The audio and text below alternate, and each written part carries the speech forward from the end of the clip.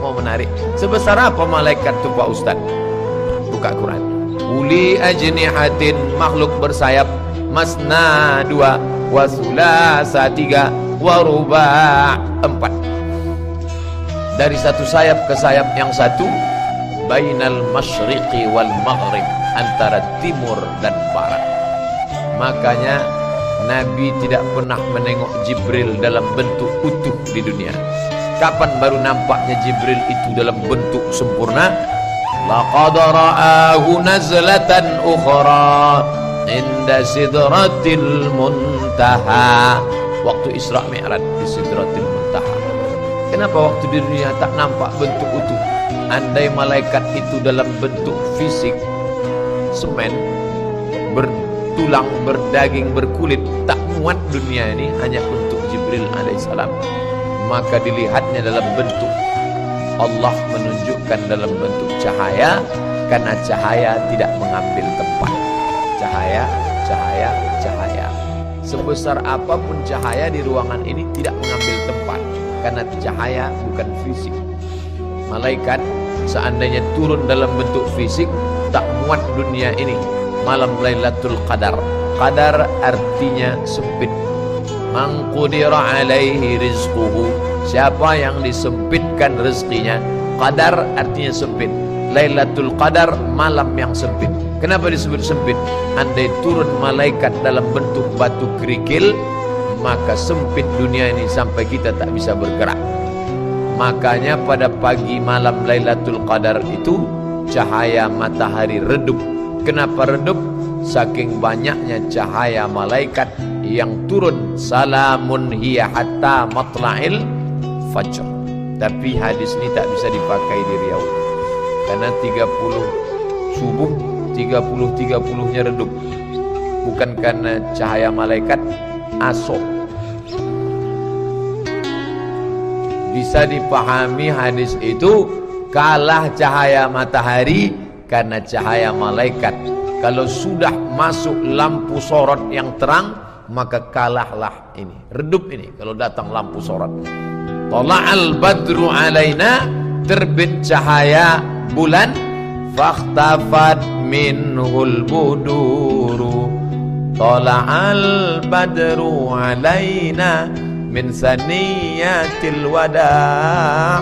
Tala'al badru alaina fakhtafat minhul buduru. Kalau sudah datang cahaya bulan purnama, hilanglah cahaya bintang gemintang. Pertama datang Jibril dalam bentuk tak nampak. Dipeluknya saja Nabi berat, sesak napasku.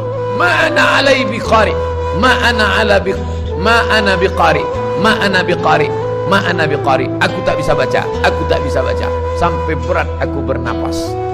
Satu. Bentuk yang kedua, waktu Nabi jalan pulang ke rumah, nampaknya duduk di atas kursi di antara langit dan bumi. Dua.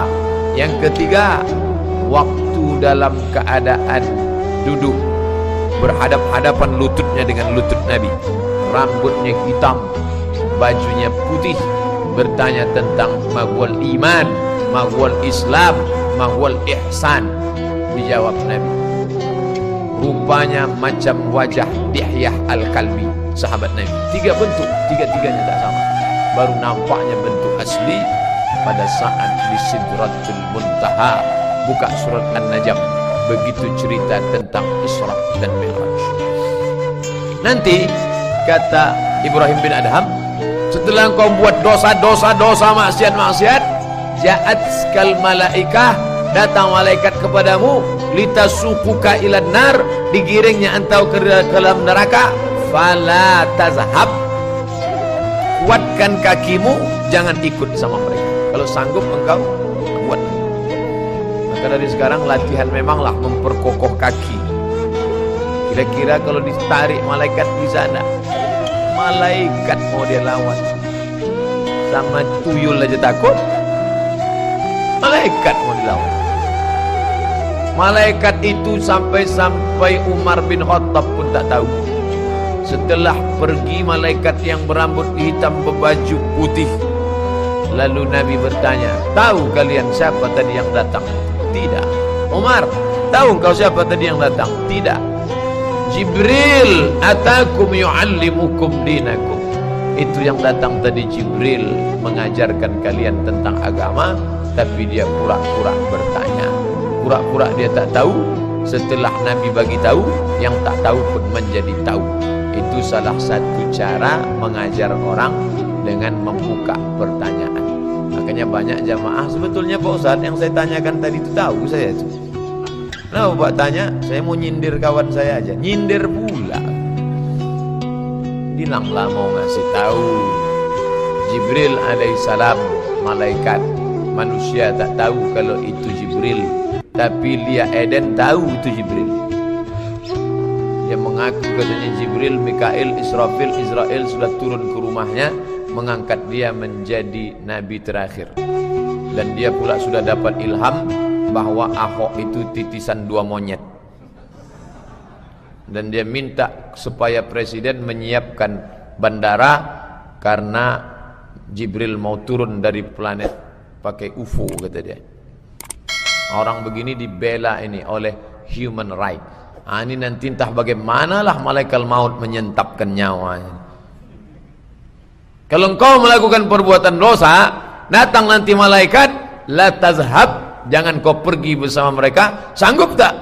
Kata si pelaku maksiat tadi, aku tak sanggup. Berat-berat betul syarat ente ini, wahai Tuan Ibrahim bin Adam.